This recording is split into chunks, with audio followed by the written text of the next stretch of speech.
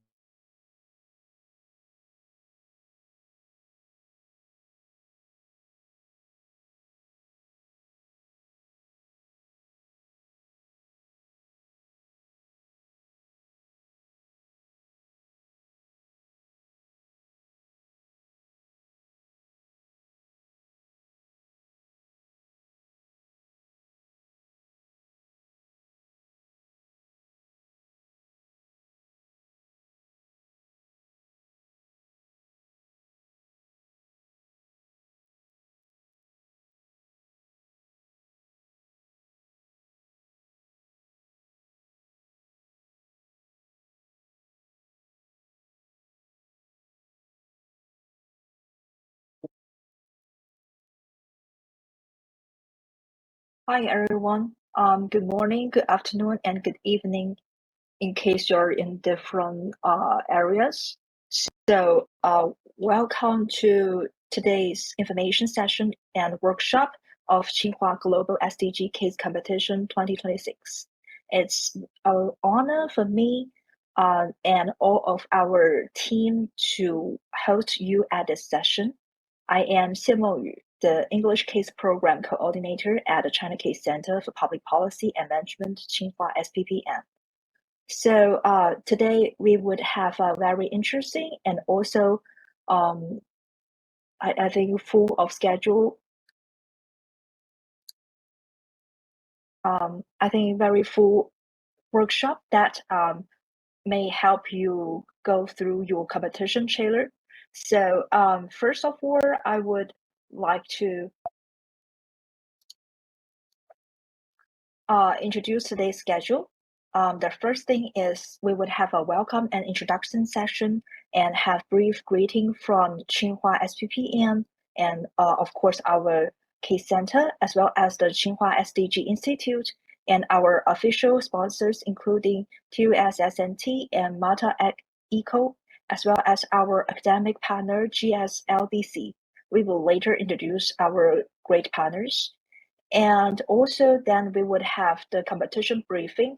It would be a step-by-step walkthrough of competition rules, registration processes, timeline milestones, as well as guidelines. Actually, we've got a lot of interesting questions that are coming from our group chat, coming from our mailbox. So we would mention this later in this briefing session.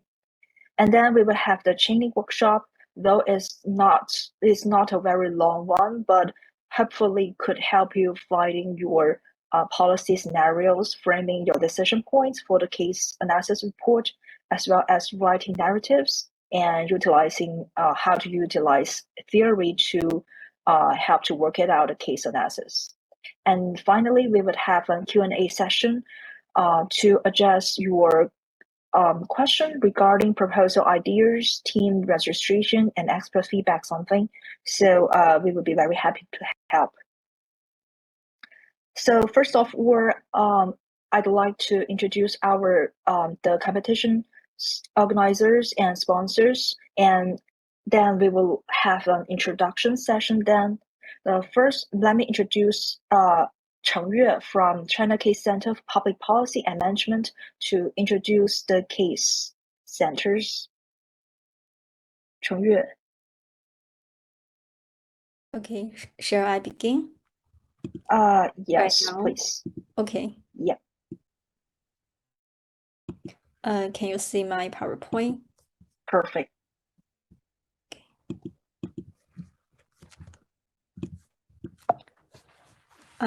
Okay. Good evening, everyone. It's wonderful to connect with all of you online today. Before we dive into the competition details, I'd like to take several minutes to introduce our host organization, the China Case Center for Public Policy and Management, or CCCPPM. To begin with, let's look at the broader context of traditional MP education, where we face three major challenges. First, traditional lecture limitations. Traditional lectures often lead to low student engagement, and this makes it very difficult for students to connect classroom theories to the complex realities of real-world public administration. Second, the theory-practice gap. Students frequently master advanced concepts from textbooks, but they often struggle when facing real, unpredictable public management problems. Third is the need for localized knowledge. China's fast-moving governance practices give us a great opportunity to build public policy frameworks, and these frameworks should be deeply rooted in our own experiences rather than just relying on Western models or concepts. To address these challenges, Tsinghua University's MP education has made case-based learning its defining feature. So why do we firmly believe in this approach? Because it acts as a vital bridge, it enhances a student's engagement through real-world governance challenges, bring China's governance innovations directly into the classroom, and also contributes to the development of contemporary public management knowledge. And in terms of how we teach, we don't just lecture on cases. Through interactive learning, intensive case discussions, and simulation exercises, we completely transform the classroom dynamic. And as a result, our learning outcomes ensure that students develop the core abilities required of future leaders, like the ability to analyze complex public problems, make effective decisions under pressure, and exercise sound ethical judgment and public values.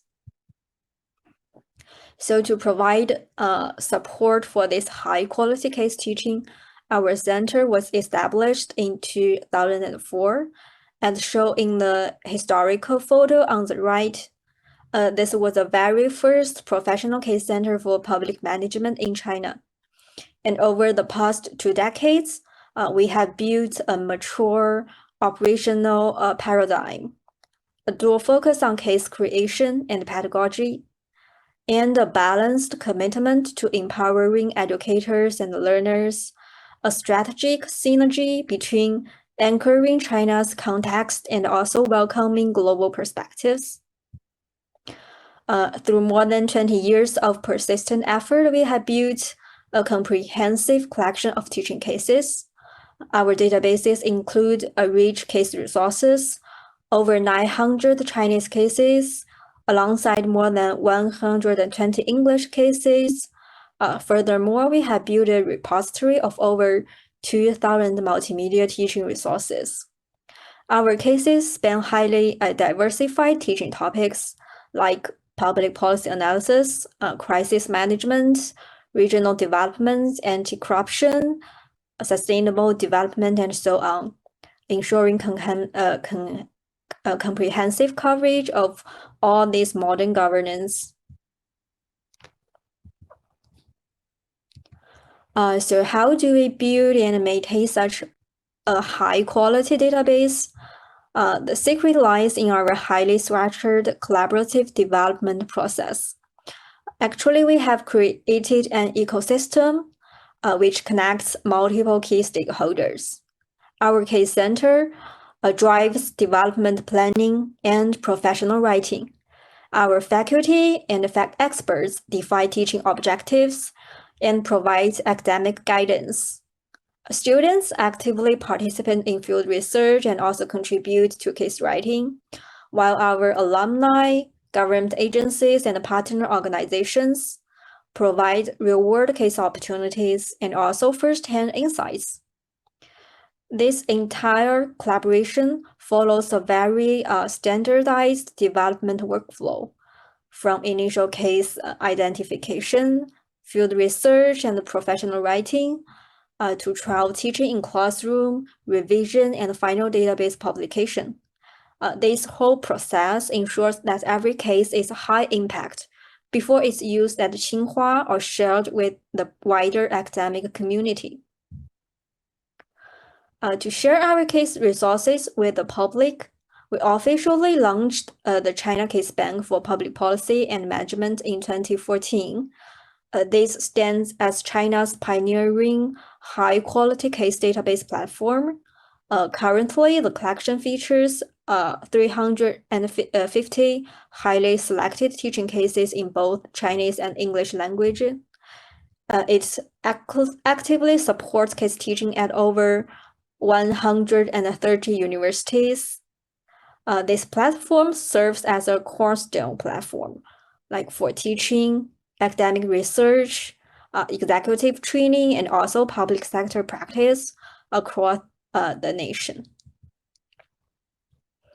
Beyond sharing our case resources, we also welcome everyone to submit your own cases, and to make this easy, we have built a case submission platform, and the link is right here on the screen. This platform is completely open to everyone, whether you're a teacher, a researcher, a student, or a public sector professional. And to keep our standards high, we have a team of dedicated editors who manage the whole process. Every case goes through a strict double-blind peer review and final checks, and we warmly welcome your submissions. Over the years, our center has also compiled its rich research into influential book series and textbooks. First is our flagship China Case Studies for Public Policy and Management series.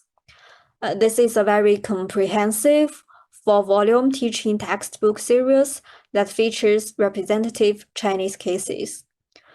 Second is our recent volume, Persistent Practice, the exploration of the Chinese path to modernization. This book draws on great cases contributed by faculty across Tsinghua University to demonstrate China's development process through expert analysis. And also, we have actively developed some specialized case-based training materials for executive education. And these materials tell the story of China's experience in addressing major governance challenges. Our case research projects are always aligned with national strategic priorities and supported by the China Academic Degree and Graduate Education Development Center. We have undertaken numerous national thematic case research projects, including case studies on China's poverty alleviation, digital government, and ecological marvels like the water environment restoration of Baiyangdian in the Xiong'an area. Our work has also achieved national award-winning case teaching demonstrations. For instance, the project Data-Driven Megacity Governance, Beijing's swift response to public complaints reform, was recognized as an official demonstration case outcome. And we also undertake commissioned case study projects for government agencies to help them turn real-world administration into great learning materials. Also, to cultivate the public sector leaders, our school hosts 2 annual student case competition every year. And the first is the Tsinghua National Public Policy Case Analysis Competition, launched in 2016, is conducted in Chinese language. And importantly, this year we have opened this competition to professionals for the very first time. And this year's the theme focuses on intelligent social governance. And this competition has attracted over 20,000 participants from over 700 universities across China. The second one is the Tsinghua Global SDG Case Competition. My colleague will introduce this later, so I will keep it brief here. And in addition to hosting our own competitions, our center actively supports Tsinghua faculty and students in participating in the China Postgraduate Public Administration Case Competition. This is the highest level national case competition organized by the National MPA Education Steering Committee of China. And our continuous guidance and training support have led to outstanding achievements, like including 1 grand prize, 1 first prize, 3 second prizes, and many other awards. As shown in this slide, we host various training activities to empower educators in their case teaching skills nationwide. First, our National Faculty Training Program is our annual flagship program. We have held 21 national programs, training over 2,000 faculty members. We collaborate closely with top global institutions like the Harvard Kennedy School and the Maxwell School at Syracuse University to deliver world-class teaching methods. Second, we also provide tailored case teaching programs customized to meet the exact needs of over 40 partner universities. And finally, we actively support regional capacity building. Last year, we held a very successful workshop in Fujian province, and just this month, we wrapped up another great one in Yunnan. And these kind of workshops really help improve case teaching abilities across different regions in China. Also, standing here in 2026, AI is quickly changing the future of higher education, and our center is actively exploring new ways to bring AI into case teaching. We are proud to be the academic partner for the AI 100 Benchmark Application Awards. This partnership helps us find great reward AI applications and also turn some of them into high-quality case studies. We also host regular AI teaching workshops, and we visit some leading companies and universities. This helps us learn about the latest AI technology and see how AI can really empower case teaching. Finally, our center highly values international cooperation and expanding our global network. We have conducted joint field research with top global schools. For example, we worked with the Harvard Kennedy School on post-earthquake reconstruction and with the University of Michigan on ecological governance. We also frequently host top international experts to hold case teaching lectures at our school. And on global academic stages, we present at the NASPA annual conference. This lets us share our Tsinghua model of case teaching experiences with the world. In addition, we host major events like the first international conference on case development in China to promote exchange in case development. And notably, our cases on Hong Kong's rural revitalization and Guizhou's village super league won global recognition. They were selected as best poverty reduction cases at the global solicitation on best poverty reduction practices activity. So over the past 2 decades, our center has stayed true to its core philosophy, anchoring China's context, welcoming global perspectives, and building the Tsinghua brand. We look forward to deepening our collaboration with all of you. If you have any questions, feel free to contact us by email, and thank you very much for your time and attention. Thank you, Chengyue. Yeah, all about my part. Yeah, thank you, Chengyue. You have provided us a very good full picture of our case center, one of our co-organizers. And please let me introduce another co-host of this event. Please let me introduce Penny Peng Si from Tsinghua SDG Institute. Okay, let me share my screen.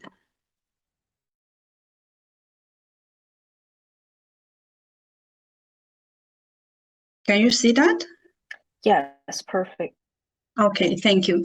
Okay, so good evening, everyone. My name is Penny from Tsinghua SDG Institute, which is one of the organizers for this competition. And on behalf of my institution, and I'm really happy to meet you all in the meeting tonight, and also give a really brief introduction about my organization. Okay, so Tsinghua SDG Institute was founded in 2017, and in the launching ceremony, and we are very honored to receive congratulatory letters from Antonio Guterres, the Secretary General of UN, and also Mr. Wu Hongbo, the then Under Secretary General of UN. So our organization mainly have 5 different focuses, including talent training, academic exchange, research project and contribution, and international network and cooperation, and the last, think tank building. So first, promoting international talent training. So we have promoted the establishment of Tsinghua and Geneva Dual Master Program in Public Policy and Sustainable Development Goals in 2018.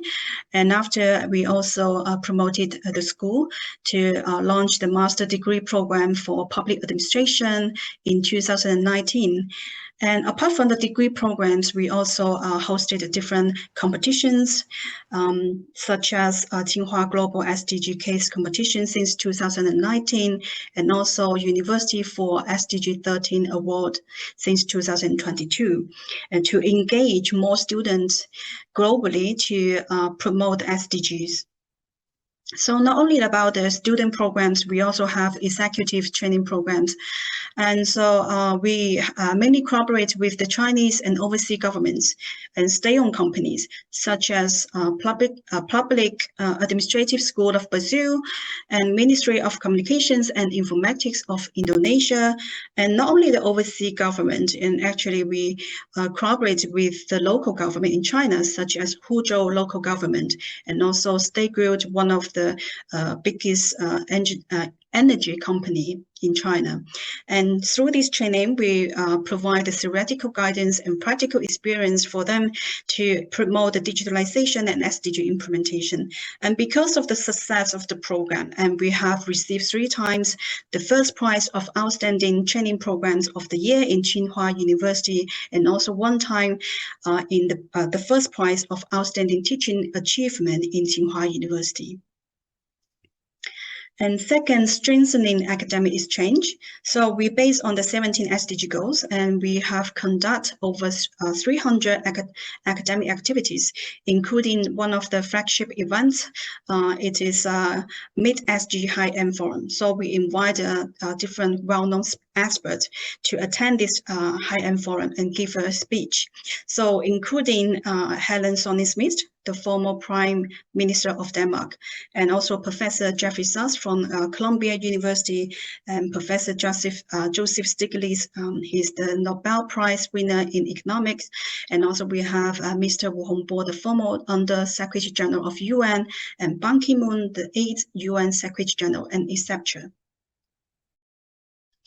And not only we organizing a lot of international academic activities inside of China, but also we send our team expert to different international conferences outside of China. And these are the picture where you can see our experts and professors, they went to different international conferences outside. And third, conducting research projects and making research contributions. So we have conducted over 40 SDGs related research projects since 2017, and including the major national research from the National Social Science Fund and National Natural Science Fund. And we also have a quite close partnership with the UNDP and also Horizon Europe. And we also help the local county, like especially the 13 county, to help them to design the SDG implementation roadmap. And in terms of publications, we have over 200 publications on SDG so far, and including journal articles, policy brief, reports, newspaper, and magazine, etc. And at last, developing international network and cooperation. So our institution serves as SDSN China Hub, and we aim to actively promote SDG localization in China, but also globally. And to further boost China's sustainable development, Tsinghua SDG Institute has assisted our school, Tsinghua SPPM, to carry out cooperation with different domestic and international organizations, including UN Sustainable Development Solution Network, International Development Law Organization, Yonsei University, Ban Ki-moon Center, and etc. So for more detail, you can find out from our WeChat official account and also our website platform. So please feel free to scan this QR code for more information. Okay, thank you. Thank you, Penny. So besides our two co-hosts, I would like to introduce the next session, which is greetings from our sponsors. We are very grateful that we have two very good sponsors who make this competition come true. So please let me first introduce Ms. Liu Zhenzhen from TUS Science and Technology Service Group. Hello, can you hear me? Yes. Okay, so I'll share the screen first.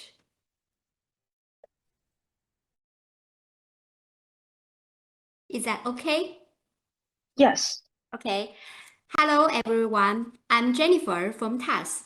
As a sponsor of the 2026 Tsinghua Global SDG Case Competition, it is my great pleasure to give you a brief introduction to TAS business today. For your information, TAS stands for Tsinghua University Science Park. Our group, TAS Holdings, derives its name from the abbreviation. TAS Holdings was founded originally as the Development Center of Tsinghua University Science Park, supported by Tsinghua University, and focused on technology services.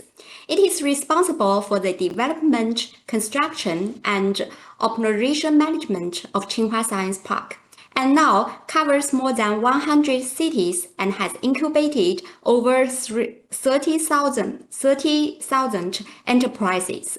TAS Holdings is committed to be the leader of China's technology service industry and a global benchmark.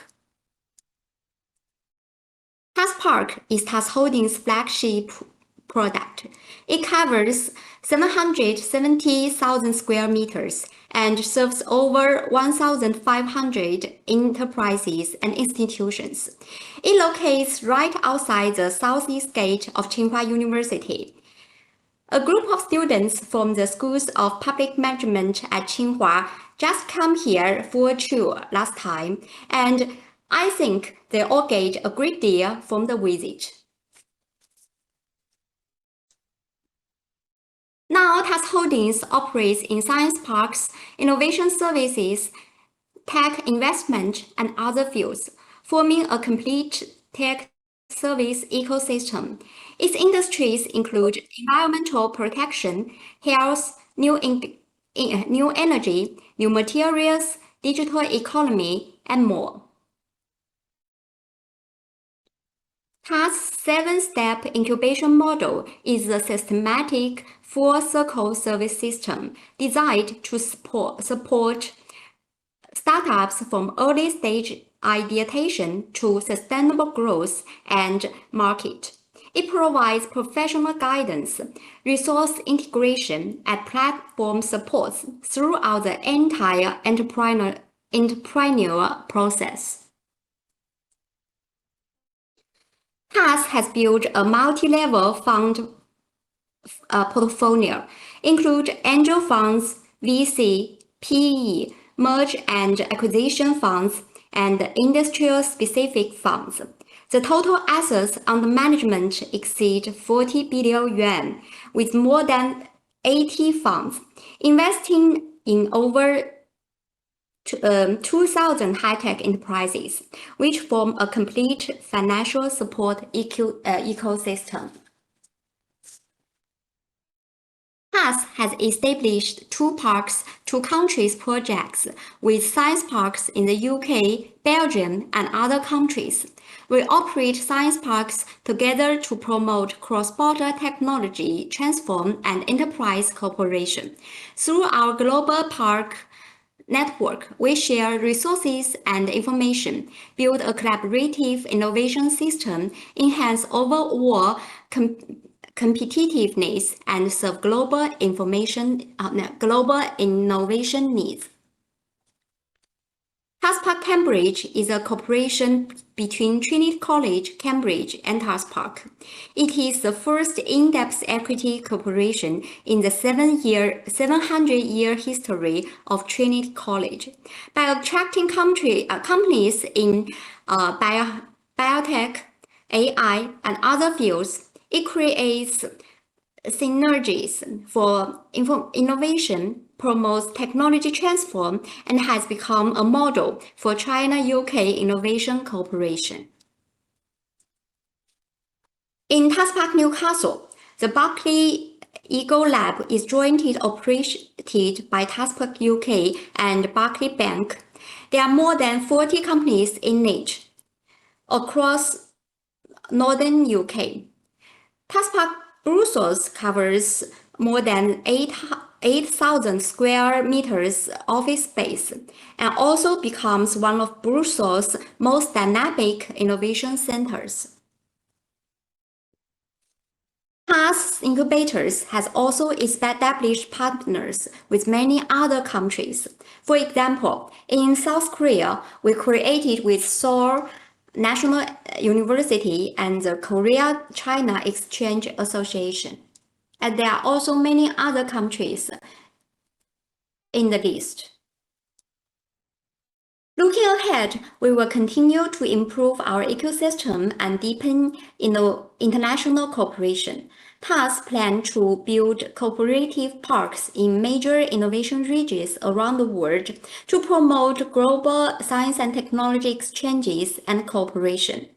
That wraps up our presentation today. So if any of you are interested in tech cooperation with Chinese enterprises, especially those based in Beijing, or if you want to start your own businesses here in China, you are more than welcome to reach out to us through faculty from the Schools of Public Management of Tsinghua. So thank you all. Thank you so much. Thank you, Ms. Liu Zhenzhen.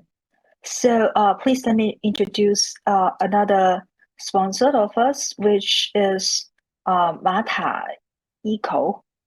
Please let me introduce Ms. Chen Yaru. Yeah, very nice to see you. Nice to meet you too.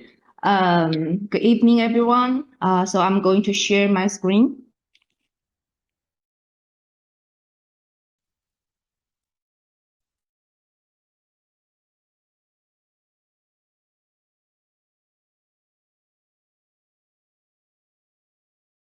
Okay, can it be seen? Yes. Okay, great.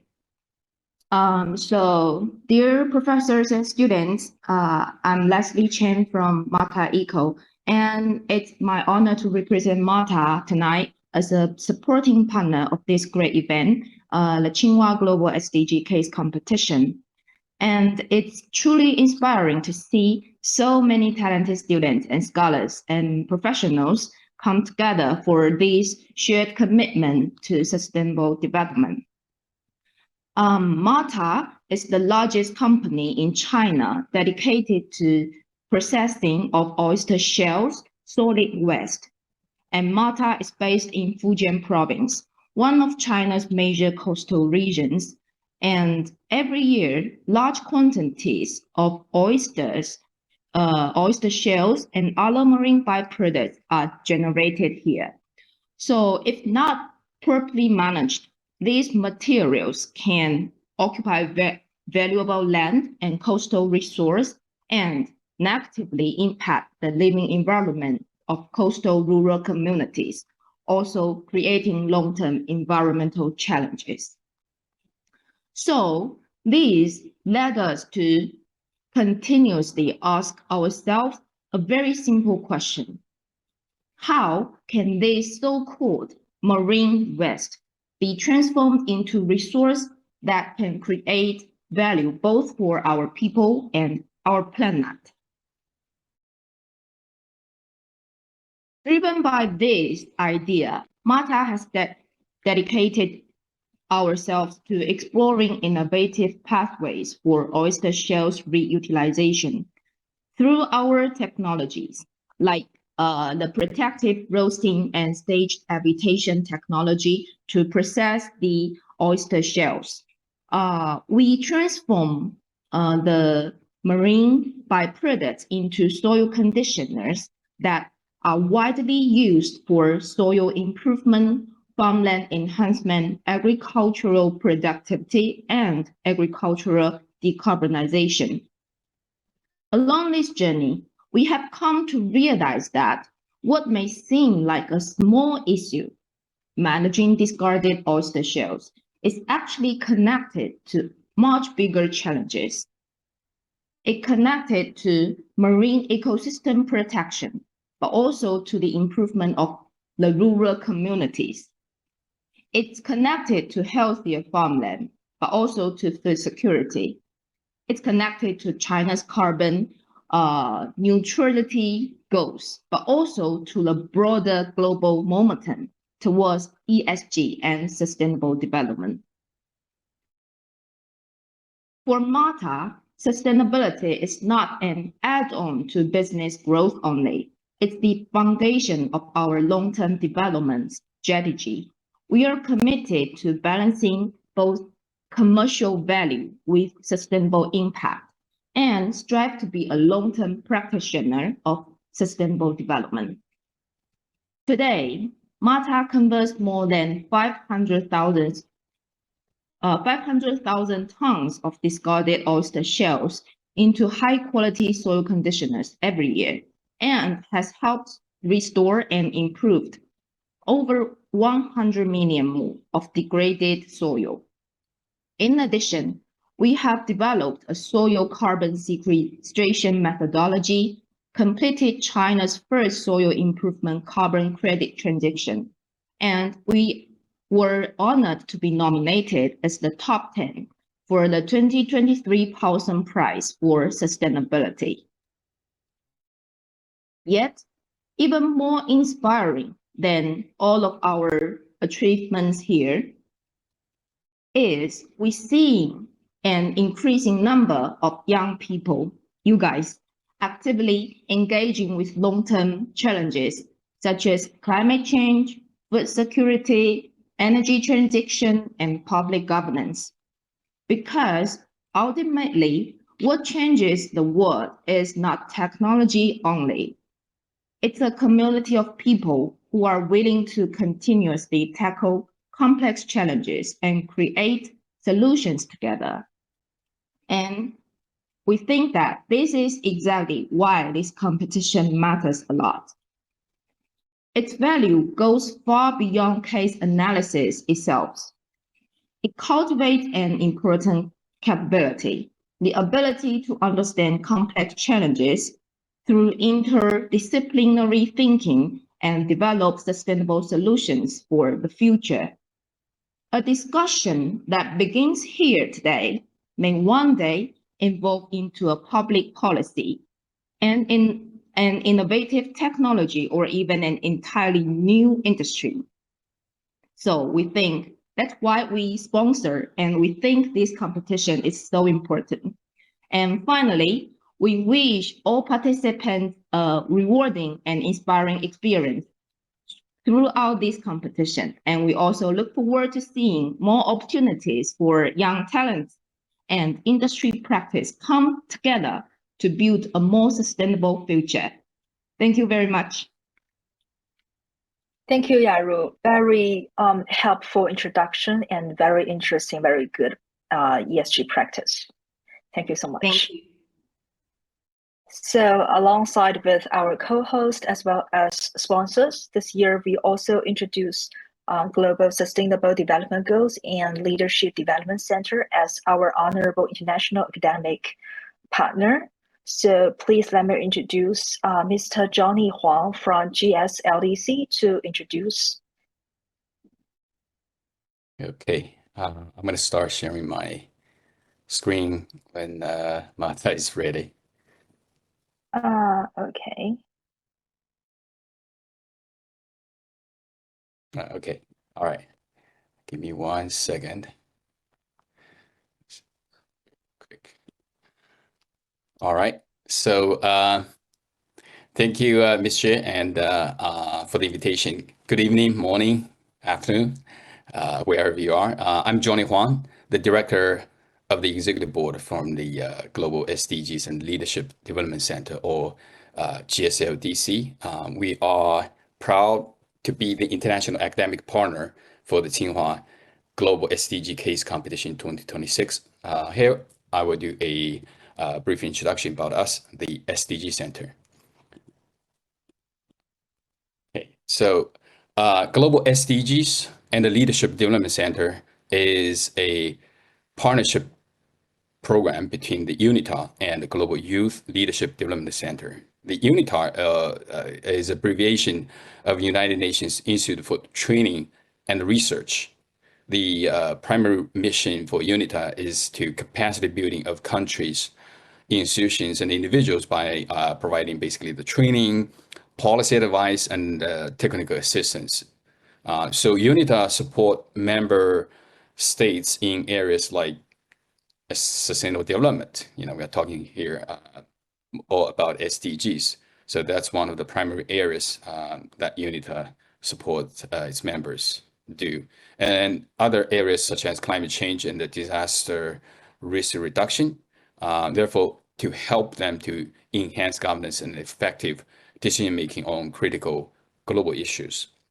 The GYLDC, or Global Youth Leadership Development Center, was established in 2024 in Singapore as a non-profit organization for developing youth leaders, basically dedicated to the championing of SDGs. Therefore, the name of our Global SDGs and the Leadership Development Center, where it's coming from. So it's, just to understand that UNITAR affiliated Global SDGs and Leadership Development Center is actually more than UNITAR. It's also affiliation with the Global Youth Leadership Development Center. The primary mission of the center can be summarized in one sentence. That is to translate the United Nations 2030 Agenda for Sustainable Development into capacity building programs that people can learn from, practice through, and collaborate around. So the center is basically aims to nurture talents with innovative mindsets, leadership capabilities, and global perspectives, therefore providing sustained human and intellectual resources to support countries in achieving the SDGs.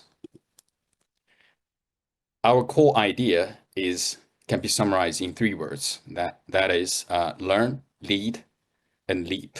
Learn means building structured knowledge of the SDGs, structured knowledge about global governance, about digital transformation, green development, and future skills such as AI. Lead means developing the ability to communicate across cultures, organize projects, and solve complex problems with others. You cannot lead by just to yourself. You have to lead as a team. As a team, it's made up at least by 2 people. So that's to practice the leadership skill. And leap means moving from learning into real cases, real projects, and the real partnerships. So I think these 3 words are highly relevant to today's case competition. That is, a strong SDG case, they don't necessarily just simply because, to describe a problem. The case competition should show how a team understand the problem and then engage stakeholders and then propose a implementation pathway that can really create measurable impact. So I would think of it as a 3-stage problem. problem-solving skills, I would say. Next, I would briefly introduce, we have an elite advisory council led by Francisco Gary. He was former Director General of the World Intellectual Property Organization, or WIPO, and Mr. Zhao Houlin. He was the former Secretary General of the International Telecommunication Union, and both of them are here in Beijing today. And the day after tomorrow, we're going to kick off the Global Digital Economy Conference being hosted here in Beijing. We also, over the years, engaged an illuminous panel of experts. Most of them are former heads of UN departments, agencies, or some of them are even former Under-Secretary General of the United Nations, as you can see from here.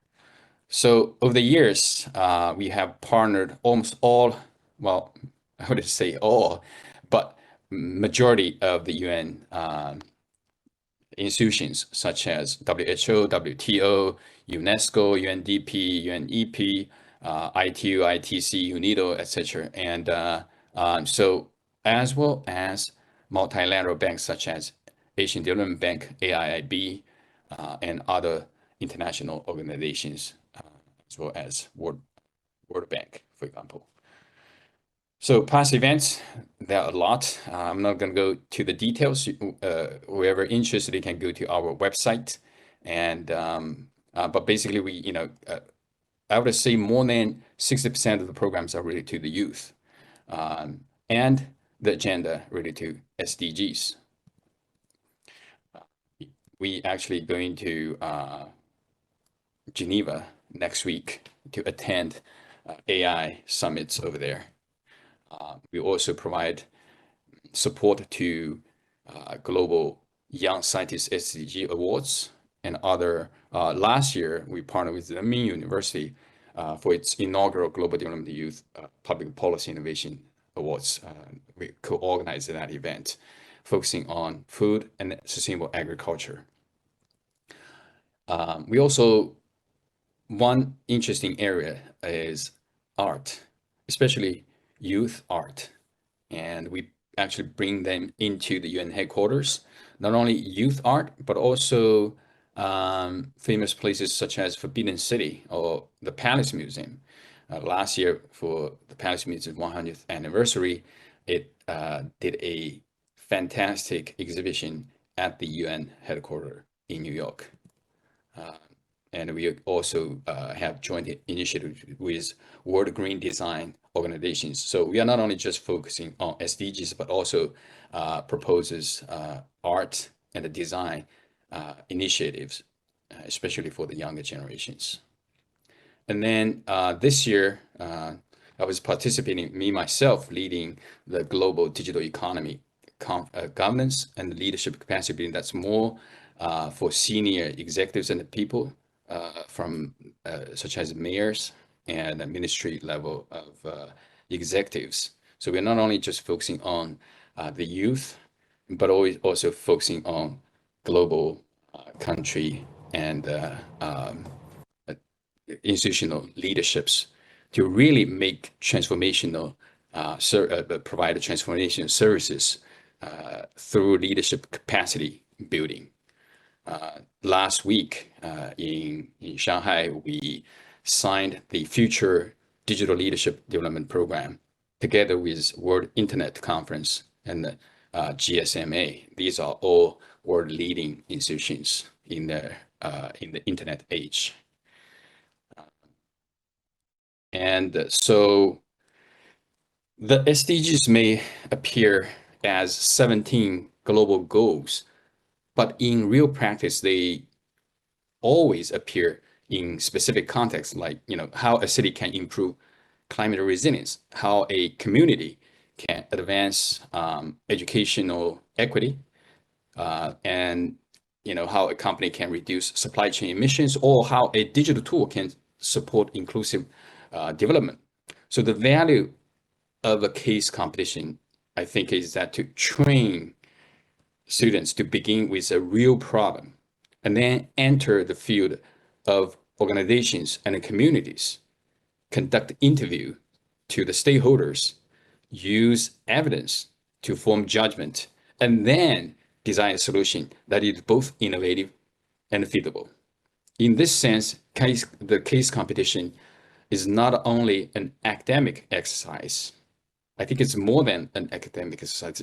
It's a rehearsal for sustainable development, and then really exercise and create your impact. So based on our center's capacity building experience, I will offer participating teams 3 simple suggestions. And first is to start with a real and a specific problem, and do not choose only a broad SDG slogan. You have to identify a problem that is observable, interviewable, and verifiable. Okay, so start with a specific problem. We don't want the slogans. And second is listen carefully to stakeholders. Go beyond desk research and understand the real conditions of governments, real conditions of the businesses, communities, schools, NGOs, and affected groups. These are the real people, and your SDG case studies and initiatives impact them directly.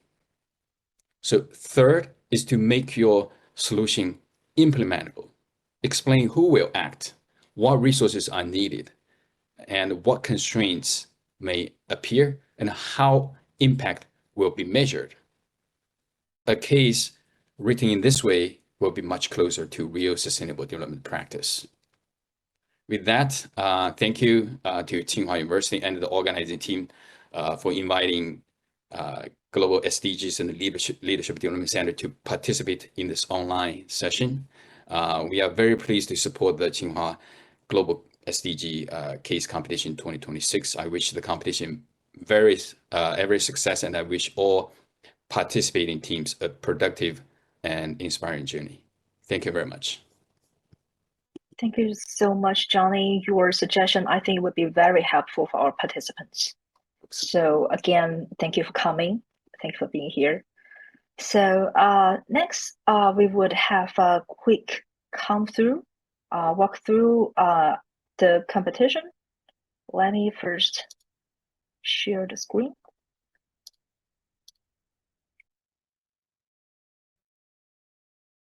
So here I would quickly introduce the competition and help you walk through the whole process.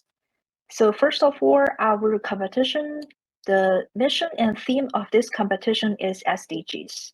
The name is Tsinghua Global SDG Case Competition 2026. Alongside with my job as an English language case program coordinator, I am also the contact person for this event. So if you have any question, you could feel free to ask me throughout the process. So for this competition, we invite global students to conduct public policy case studies on real-world scenarios, delivering practical solutions to advance these critical social, economic, and environmental targets. We hope this competition serve as a global platform to communicate, collaborate, and compete with peers representing different countries, disciplines, and culture, as well as opportunity for our participants to conduct field research. Also, if it's not too much, we hope it to serve as a case masterclass for our participants to apply and integrate public management theories directly to real-world challenges. So to participate in this competition, we would like to enroll students. This competition is actually open to all current enrolled undergraduate and postgraduate students, including masters and PhD globally. So each team would composed of 1 to 4 members, and a leader is a must.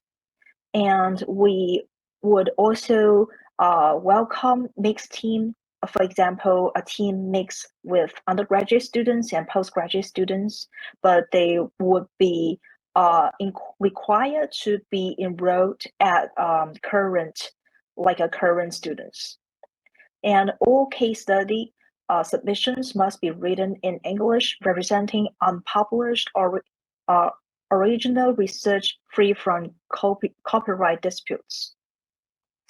And we have got a lot of inquiries about this competition. So here are some answers to these questions. So first, students are eligible if they hold active student status either at the time of registration or during the proposal submission stage. And if we would like our students to first recheck their team profile and like the names and the name of your schools before submitting your team profile, because you must enter your institution's full and official academic name, and of course your name. And also, team profiles cannot be altered once submitted. So incorrect profiles will cause your proposal to be temporarily returned. So please do review your registration fields carefully before hitting submit.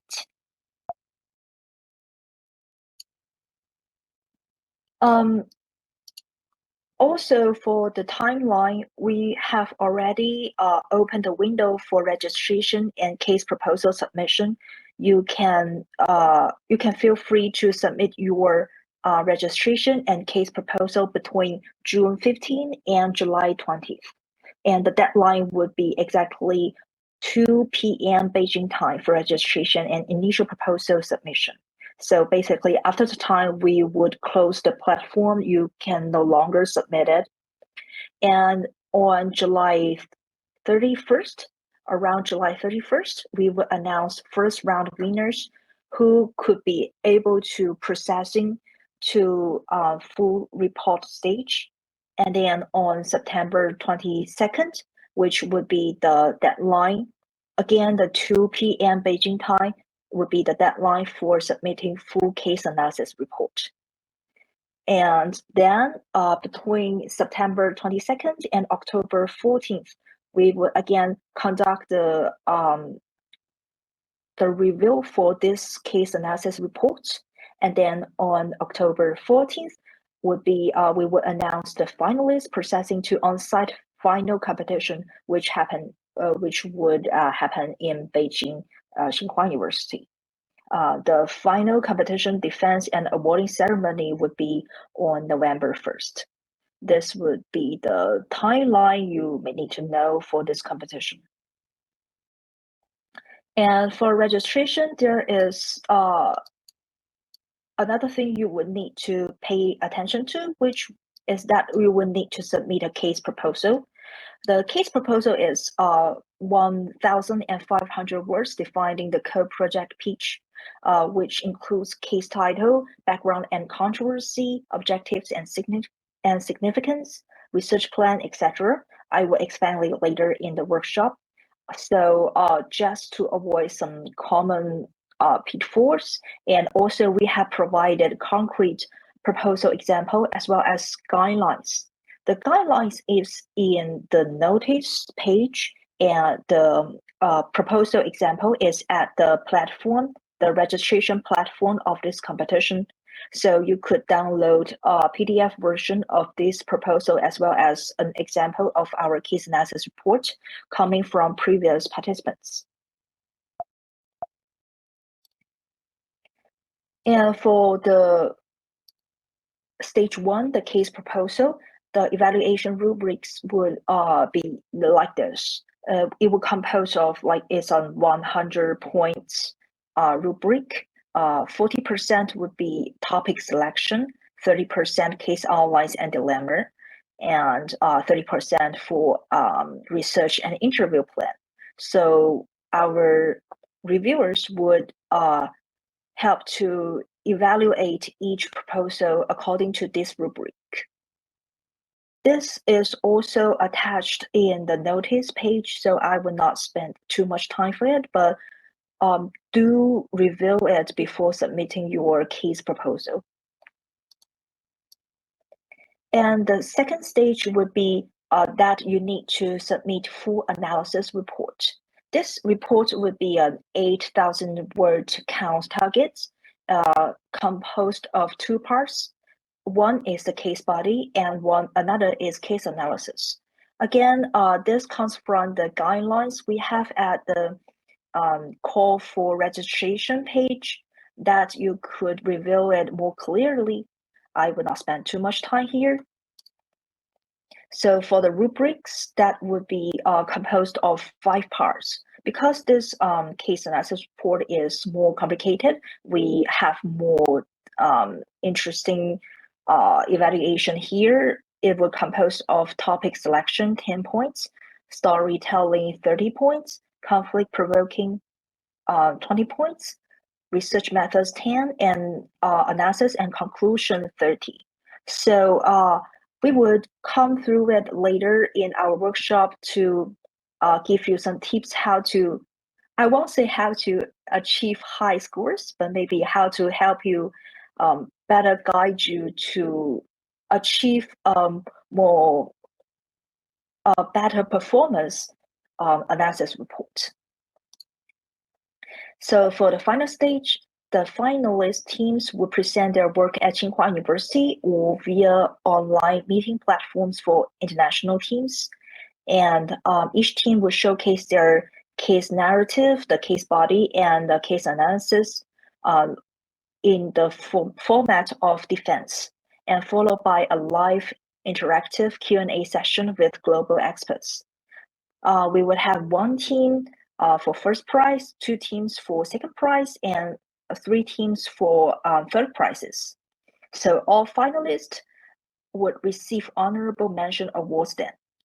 And we would also have global publication opportunities, which I think is even more important than these prizes, which is that excellent teaching cases will be selected for potential publication, not only with China Case Bank for Public Policy and Management, actually is also with the Case Center. We would also introduce Springer Nature this year, so authors of exceptional works would be invited to publish in a collective volume with our international academic partner, the Springer Nature, subject to peer review. So it's a very special opportunity this year. We are trying to introduce more prestigious international publishing partner to join in this session. We would like to provide this opportunity for our participants to publish with international publisher. So to make it more clear, I would like to introduce Emily from Springer Nature. She would give us a more detailed introduction about how Springer Nature works, how to publish with Springer Nature. Hi, Emily. I will share the screen for you. Oh, Moyu. I have to ask for your assistance to share the slides because I can't use it via my own laptop. Sorry about that. No problem. No problem. Would be more likely to do that. More than happy to do that. Yeah. Yeah. Okay. Please. Okay. Thank you. Hi everyone. My name is Emily, and I'm from Springer Nature, and it's my pleasure and honor to be invited here to present a short version of author workshop. Because I think it's very good. It's a very good chance for me to be involved at the very early stage for this great book idea. Yeah, and so this today's workshop will be simplified also workshop, and so I try to present an overview of the company as well as the book publishing to or. And if you have any further question, I will be happy to have the opportunity to chat with you as well as the organizer about that. Okay, please. Next slide. Yeah, this is my brief self-introduction. And I'm a senior book editor of Springer Nature, and I'm based in Beijing office. And I take care of the discipline areas, including business, economics, management, finance, political science, and international relations. My responsibility is to acquire book proposals mainly from Greater China on behalf of Springer imprint. And I have 22 years experience in academic publishing. Next slide. Yes. Okay. This is an overview of Springer Nature's history. And with the strong portfolio of brands and imprints, we have been opening doors to discovery and helping to advance learning since 1842. There are two main origins for the brands of the Springer Nature. First, originally there's Springer, which was originally a bookstore in Berlin. And also in the next year, Macmillan Publishing founded. And from the overview of the picture, you may find some milestones in the company's development history. And there's a major happened in 2015. That is Springer Science plus Business Media and Macmillan Science and Education, which owns Nature Publishing Group, merged to form Springer Nature Group. Next slide, please. And also, this is brand's family. If you happen to know or have any experience to cooperating with the brands, you will know, that is a part of Springer Nature. But I have to update accordingly, which I forgot to remove it from the brand's family. Scientific American is sold already, so it should be removed from the brand's family. Next slide, please. And this is a map. We are based close to our customers, around 10,000 people worldwide, with over 200 offices and locations in more than 50 countries. And in China, there are more than 300 colleagues, mainly based in Beijing, Shanghai, Zhengzhou, and Nanjing, and also a small office in Hong Kong. Next, please. Regarding of book publishing, we are the leading academic book publisher. We are the world's largest academic book publisher, over 400 book editors like me, with publishing contact covering all academic disciplines. Approximately 13,000 new titles published annually, and the number is increasing every year. And there are all the published titles have been digitalized and available on Springer Link, which could be found very easily. We are the pioneer in leading digital publishing. Next slide.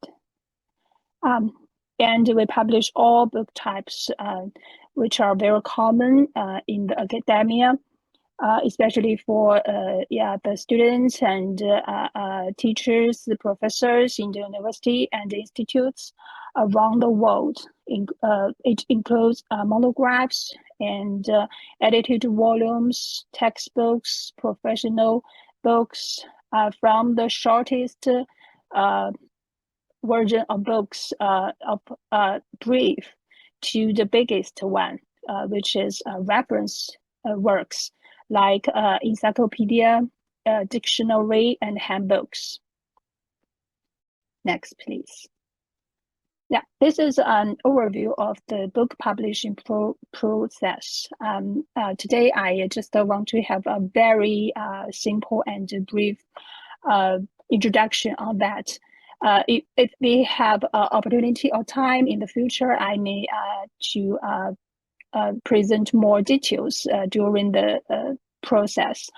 And the first step is to submit your book idea, which means you can find a book editor who looks after your area and disciplines to discuss the idea, and submit a proposal for evaluation. And then if the editor is interested and find it interesting, we can get started from the proposal. And after the internal review and external review, we may make decisions if we can accept the proposal. Also, the authors are free to accept the contract or not. And then after contracting, you can start to write your manuscript and submit the manuscript to our production team. During the whole process, the book editor, like my role, will supervise the whole process to ensure everything goes well. And if you have any difficulty or problems during process, you can contact the responsible editor or the production editor very easily. And after manuscript delivery, production team will work on the manuscript, and usually it spends 4 to 5 months for the whole production process, but it's case by case. Sometimes maybe it would be longer, but sometimes it'd be shorter than the expected time. Yeah, and after publication, we provide several practical tools for authors promotion, and also our marketing team will organize the campaign to promote the book into a big list to introduce and to introduce the title to the worldwide audience. Next, please.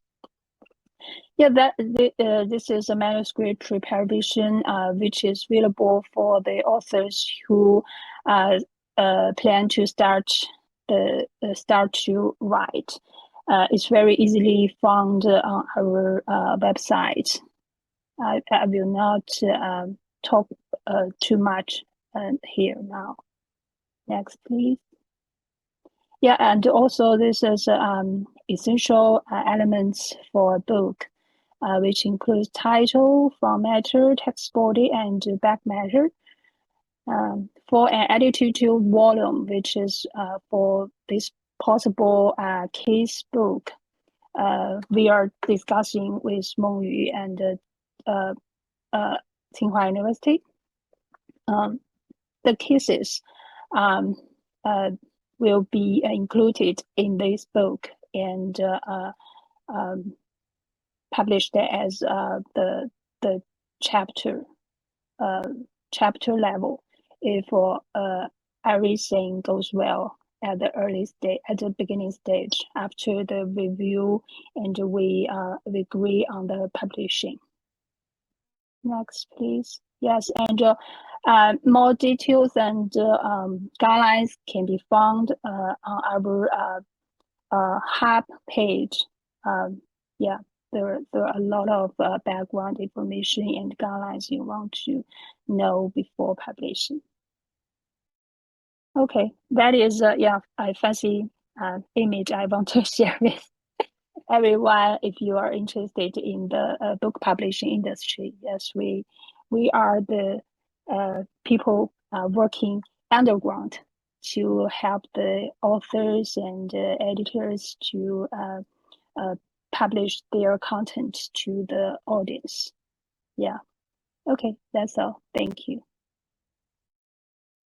Thank you, Emily. Very brilliant presentation.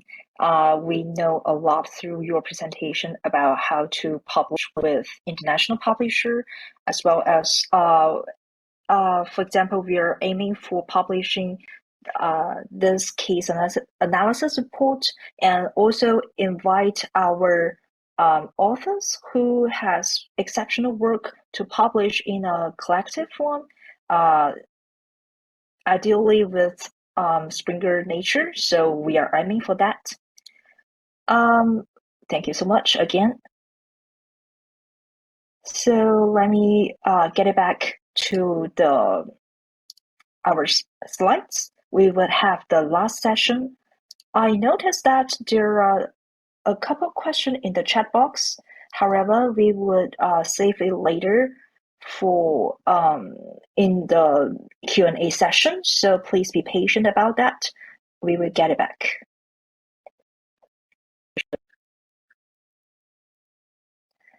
Okay, so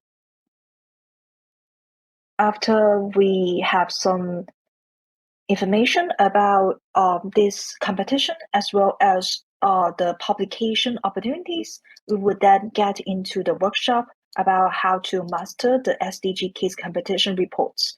First of all, we need to have good reports, then we have the opportunity of publishing of other things. So first thing is to understand the case analysis report. This is the final product of the handout of the competition. So the case analysis report is not just a research paper. While a research paper proves a specific point, a case report presents a real-world dilemma for others to solve through analytical reasoning. And it's a kind of research-led product. It's an academic product that integrates evidence-based storytelling with rigorous theoretical interpretation to advance governance knowledge. And we've got a lot of interesting questions about from our students. First, the reports are not success stories. So writing a case that simply brags like the government has done a very good job, has launched this program and worked flawlessly cannot help you to complete a good report. And we do not expect a report lack of tension, leaving out actual stakeholder crashes, budgetary trade-offs, and environmental causes something. So the best cases are unsolved, cheeky, and provocative. These are the things for case analysis reports. And before you finishing a report, you may need to go through several stages, as we just mentioned. The first thing is to craft a competitive case proposal, which would be like a 1,500 words thing. This will move from just the theme to event. So when you decide when you determine the topic, it's not broad ideas like poverty alleviation in China something. Instead, focus on a specific touchable event or a policy dispute. And also clearly state why this case matters to both the SDGs and public management and maybe public policy. So for example, instead of climate change, focus more on the political gamble of introducing a revenue-neutral carbon tax in British Columbia, suggest an example. So we've got event formula like in what kind of context the protagonist faces what kind of conflict goals or conflict dilemmas, and must choose between option A, B, C, and he or she face different kinds of options, different kinds of dilemma, something. So you may add on based on this formula. And you would also need to provide your research plan. The picture on the right is a research plan provided by the example I mentioned, the case proposal example. So our tips would be that primary data would be very important. Proposal must demonstrate research feasibility, specify who you would interview and in what kind of timeline, in what kind of form, something. And also show your understanding of literature, of policy, and maybe the institutional background, for example, laws, regulations, and previous research. That would be the keys for crafting a case proposal. The second stage, if you're processing to the second stage, you would need to complete the 8,000 word report structure. So this will compose of two parts. And actually another thing is the discussion question. We will discuss it later. So the first part is the case body, approximately 4,500 something. So this would be the story. It would be a neutral, chronological narrative of events leading to a decision point. And then we would come to the second part, would be the case analysis. This is like 3,500 words something. It's more like the diagnosis, using theory to reveal hidden dynamics and offer recommendations. And the third part is actually it will locate between case body and case analysis that you would need to offer 3 to 5 questions to provoke debate. For example, what specific dilemmas does the protagonist face? I also list an example here coming from the case analysis report example, which you could find at the registration platform. So to help you structure your case, you will first, I will begin in a logical way that you would need to structure your case body first. I here present the zero structure. It's not a formula, but just a recommendation that help you understand what a case body could be like. First, you need to hook the readers, so you provide a situation and establish the setting. For example, who, where, what, who is the protagonist, where are we, what is the immediate threat or timeline, what is the dilemma, something. And the second thing is the action, which would be the initial intervention. So you need to detail the public policy or fiscal reform, something here that the protagonist try to implement to solve the core problem. The third thing is reaction, R, the stakeholder backlash. So how did the stakeholders, including the residents, the companies, NGOs, governments, respond? And also detail citizen concerns, financial constraints, and political pressure, etc. That may how these things respond to the initial intervention. And the fourth thing is the outcome. It could also mean open ending. So where does the situation stand? Keep it open to debate and keep it controversial. For example, what should the protagonist do next? It's an open ending. It would be the outcome, but still it's open to debate. So I put a case example here about the Shanghai's Hongxi Habitat Garden. This is the example of our case analysis report. It tells us a story about Shanghai's downtown garbage corner, which was plugged by waste and zombie cars that residents there lost all faith in community governance. So NGO Secretary Wu partnered with local Secretary Wu partnered with an NGO to propose a habitat garden, which require converting some private garden spaces into public ecological zones. So this is the initial intervention. Then residents met the plan with icy skepticism. It's very understandable, and they fear the loss of property rights, something, and these are the backlash. Then after some interventions, some policy, we come to the outcome that through democratic negotiation and technical fixes, the garden was completed in 2019, restoring trust and expanding to 26 sites across the district. So it comes to the end that is a very good experiment. However, it in the process, it comes through very different interventions, dilemmas, things. So it will make this case study very interesting. The part 3 is about theory. This is more related to the case analysis part, in which section you need to select your framework, not too hot, not too cold. What I mean by too hot or too cold.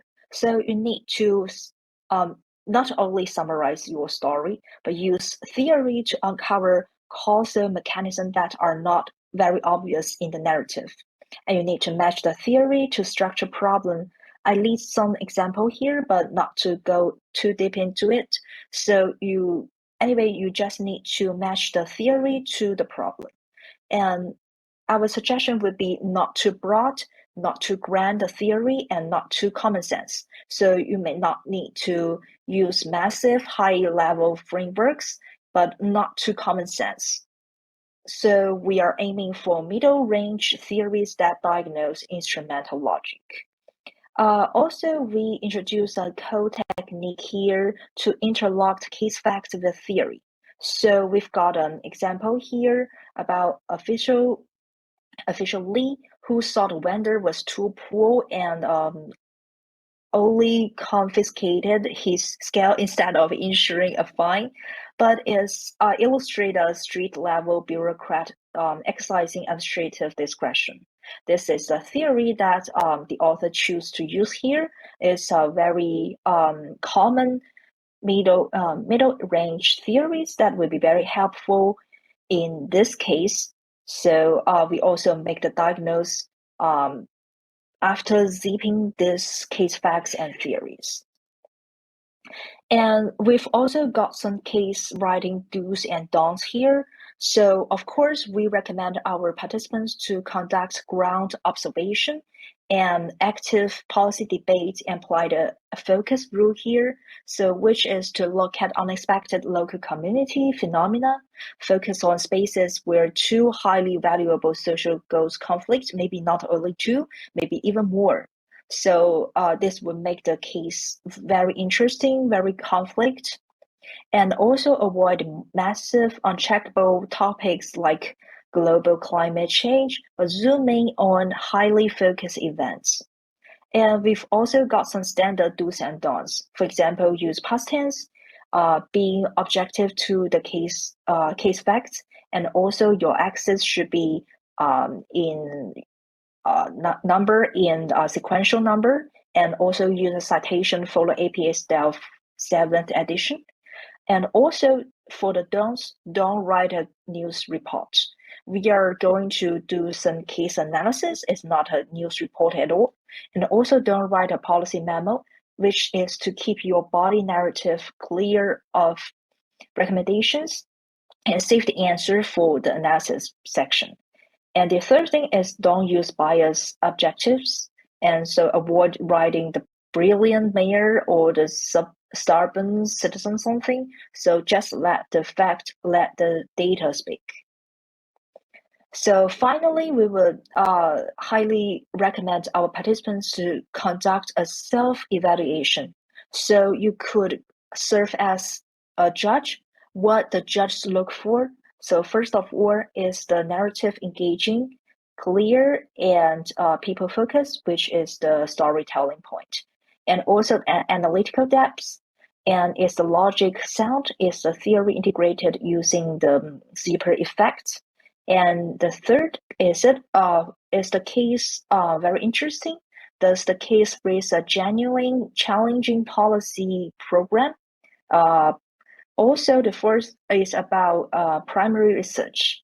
Did the team or the individual, the participants, conduct original interviews and field work? So following these 4 questions, we believe if all these questions you say yes, your case analysis report would be very good. So we are almost run out of time, but hopefully we now come to the final part of our section, which is Q&A.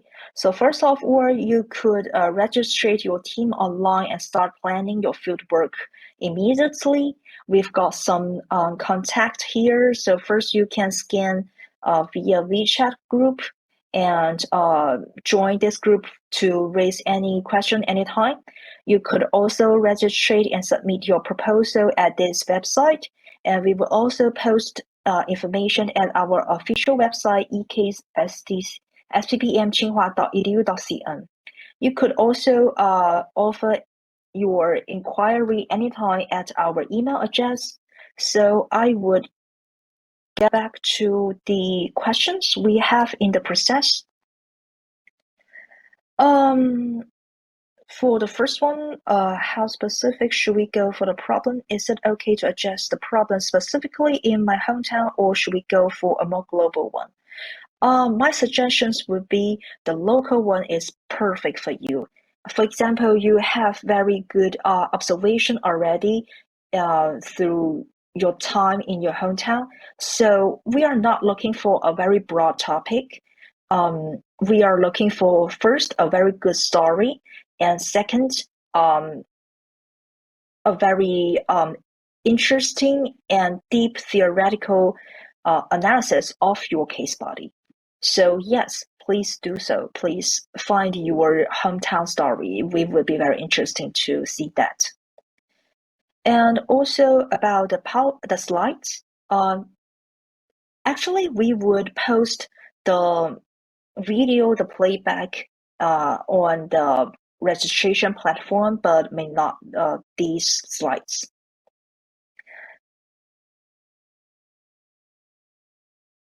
Yeah, I think, yeah, hopefully there are several questions. So hope I've already got these questions.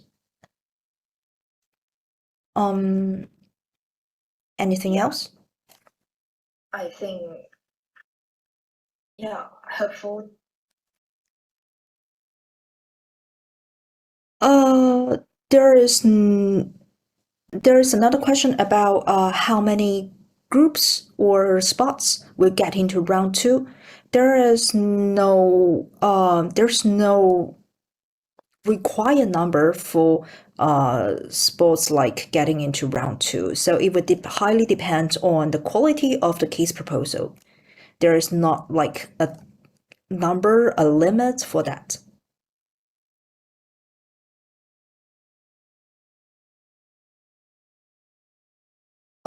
Quick question regarding the case study. Can the characters be fictional? If yes, what level of realism and supporting details would you expect to ensure the case remaining convincing?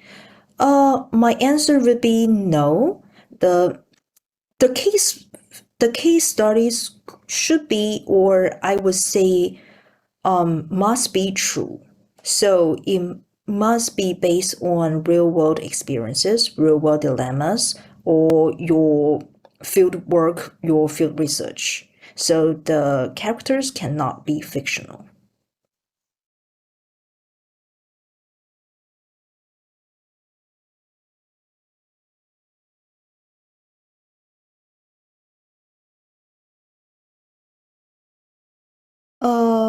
Yes. For your question about one of your participants would graduate in July this year, this participant is still eligible for joining the contest. Because as I mentioned, I will getting back it again because we got a lot of question about this. I would like to again emphasize the eligibility of this competition. Let's see.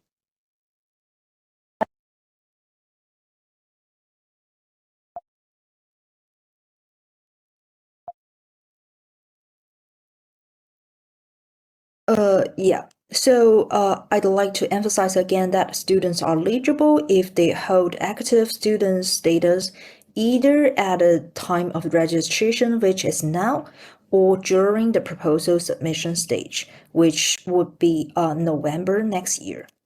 November this year, I'm sorry, 2026.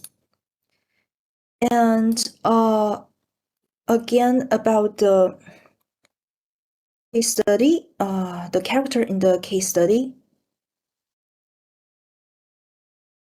So whether the character in the case study only needs to represent a target user group within the research context, or should it be a more fully developed individual with specific background information and personal details? Actually, I'm not quite sure what you mean by representing a target user group, because in most cases we would need a specific protagonist. For example, just an example, Anna. Anna is the mayor of whatever city. She now face a very important issue about like water insecurity. This would be the individual that in real world face the real problem. I'm not sure what you mean by representing a target user group. It could not be Anna, but anyone that you think is important protagonist in a case, in an issue. Another question is about, do we need an advisor in our home country or from this school? Actually, advisor is not a must field that you need to fill in. So you could have an advisor and you could just leave it blank. And the advisor could be anyone that help you or guide your writing in the process. It's not necessarily anyone like in this country, in the SPPM, at Tsinghua. No, it could be anyone. Another question still about team composed of part of half of postgraduate and undergraduate students. What is the type of our team for our registration? It would be postgraduate. It would be postgraduate teams. So whether I should list my information as the school in my home country or where I am participating in the exchange program, since I was going to competition. I think very good question. It would highly depend on your own willingness, but I would recommend you to list your information, the school in your home country, because I think it's very interesting that your school information changed throughout the time, but I would recommend the one in your home country. For the question that is group participating compulsory or one can participate individually? Yes, you can participate individually. So the group size is from 1 to 4. 1 means you participated in this competition individually.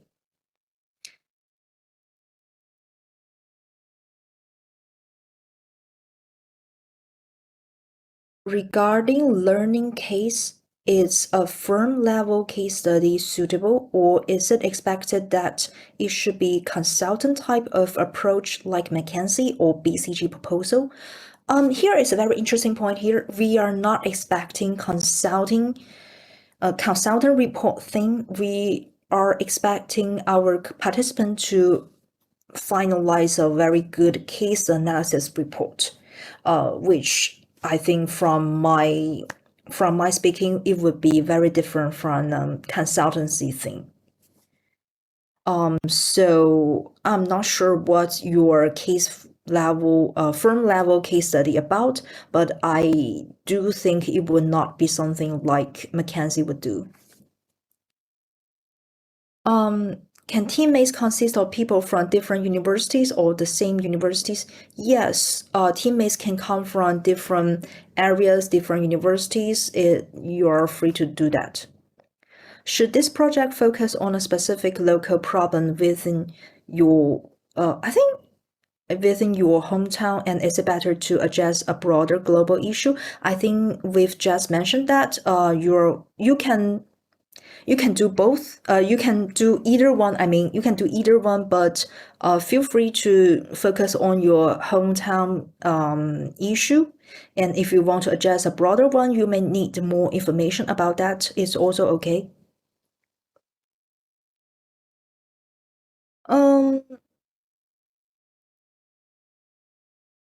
For your question about if you could not use WeChat group, if you have any question, actually the WeChat group is more like information channel. So we would also post this information on our registration platform, and as well as our English website, which is ecase.tsinghua.sppm.tsinghua.edu.cn. I would get quickly to the end of that. Yeah, so if you could not access the WeChat group, is of course is totally okay. So you could get information about this competition. We will post latest information on the eCase website. We would also post this information on the competition website, which is the platform. The group chat would not have some exclusionary things, so just to follow this website. And if you have any question in the process, feel free to inquire us at this mailing address, the ecccppm.tsinghua.edu.cn. So, any other question?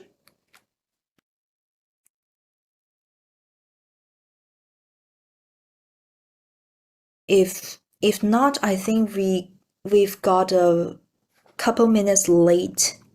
Okay, so do we need to provide any sort of data availability proof during submission? If you could provide that for your case proposal, I think it would be more than ideal to do that.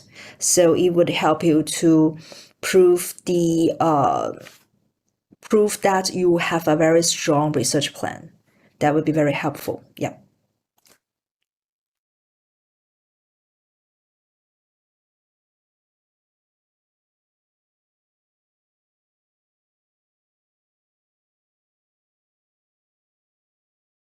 If there's a sample case study or example submission from previous competition that we could refer to, yes. I'm not sure whether you have registered at the website or not.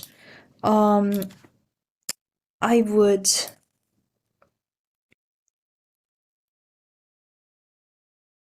send it again in our chat box. I will send it again in our chat box. That please do register at this platform. That on this you could access to our sample case study as well as sample case proposal. These are all coming from participants who are awarding participants that could help you navigate through writing process.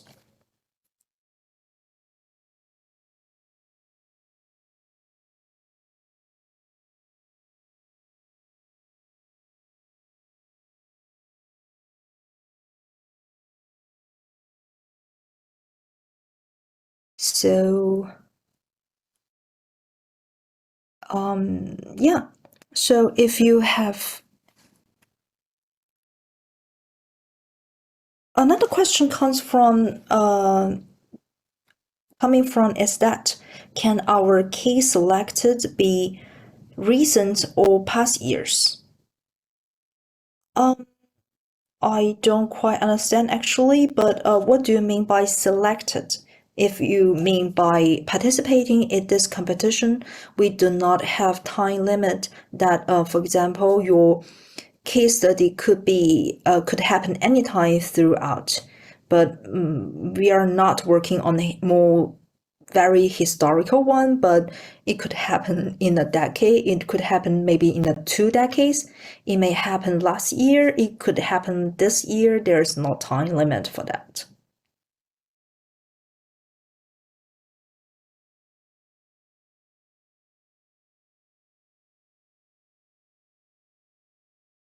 So I think we've covered a lot in this training workshop and probably some questions. So if you do have any other question about this competition, about the registration, about just any question, inquire us at our mailing address ecccppm@tsinghua.edu.cn.